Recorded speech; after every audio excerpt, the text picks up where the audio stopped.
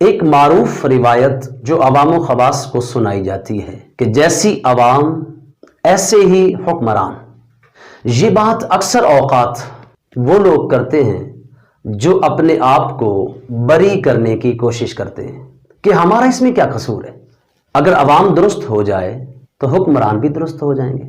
میں اس سے حق بجانب سمجھتا ہوں، اس روایت اور اس بات کو صحیح جانتا ہوں، اس پہ کوئی غلط فتویٰ نہیں دینا چاہتا، اس کا رد نہیں کرنا چاہتا. لیکن ایک بات یاد رکھیں، یہ ایک حصہ ہے، یہ ایک جانب ہے جو عوام کو سنائی جاتی ہے اور دوسری بات کو چھپایا جاتا ہے، دوسری طرف توجہ نہیں دلائی جاتی. ایک بات ہمیشہ یاد رکھیں، حاکم وقت اور بادشاہ وقت جیسا ہوگا اس کے اثرات عوام پر بھی منتقل ہوں گے. اگر حاکم وقت نیک اور صالح ہو، اس کے اخلاص کی تاثیر، اس کی عبادات کی تاثیر ضرور عوام پر منتقل ہوگی. ہم اگر تاریخ اسلام کا، تاریخ دنیا کا مطالعہ کرتے ہیں تو ہمارے پاس ایسی بہت ساری مثالیں ہیں کہ مختلف حکماں کے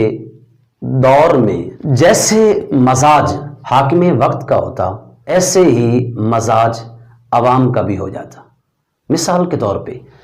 حجاج بن یوسف کے دور کے اندر لوگ جب صبح بیدار ہوتے تو اس حوالے سے بات کرتے، سوال کرتے کہ گزشتہ رات کون قتل ہوا اور کس کو کوڑے لگے. ولید بن عبد الملک کا دور آیا تو چونکہ ولید بن عبد الملک مال کا، جائیداد کا اور عمارتوں کے بنانے کا شوقین تھا، تو صبح جب ہوتی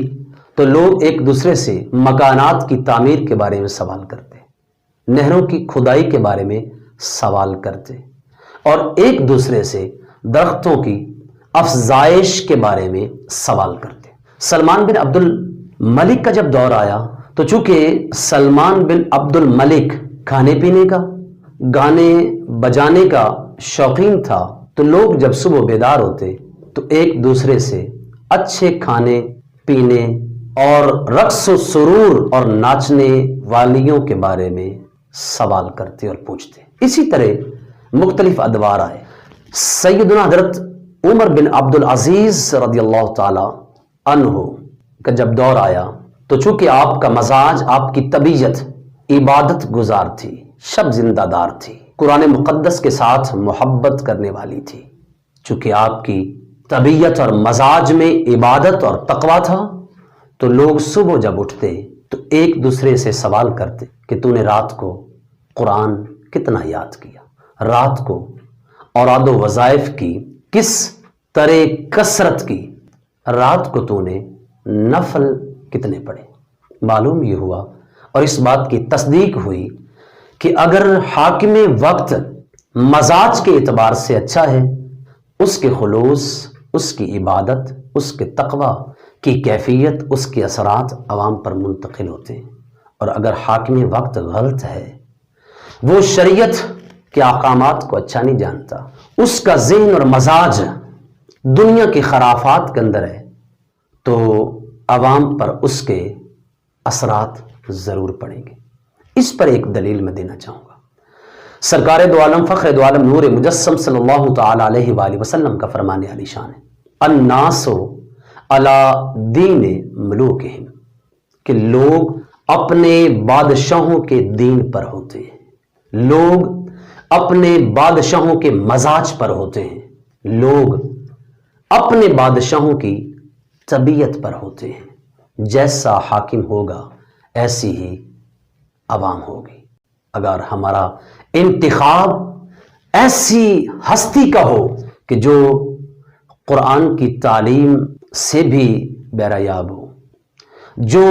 حدیث نبوی صلی اللہ علیہ وآلہ وسلم پر بھی مہارت رکھتا ہو، جو صاحب تقویٰ بھی ہو، نمازوں کا پابند بھی ہو، فرائض و واجبات کی ادائیگی کرنے والا بھی ہو. ایک بات ہمیشہ یاد رکھیں، ہمارا انتخاب جیسا ہوگا اس انتخاب کی بدولت ہمیں ویسے ہی اثرات ملیں گے. آئیں ایسے کسی شخص کا انتخاب کریں کہ جو صاحب تقوی بھی ہو، صاحب شعور بھی ہو، اسلام سے محبت کرنے والا ہو، خاتم النبیین صلی اللہ علیہ وآلہ وسلم کی ذات پہ کامل ایمان رکھنے والا ہو، اور سرکار دو عالم صلی اللہ علیہ وآلہ وسلم کی ناموس کی خاطر مر مٹنے والا ہو۔ جب ہمارا انتخاب اتنا اعلیٰ ہوگا تو انشاءاللہ العزیز اللہ رب ذوالجلال ہم سب پر آسانیاں نازل کرے گا، ہمارا ملک ترقی و کامیابی کی طرف روانہ ہوگا۔ اللہ رب ذوالجلال ہم سب کو عمل کی توفیق اور سعادت نصیب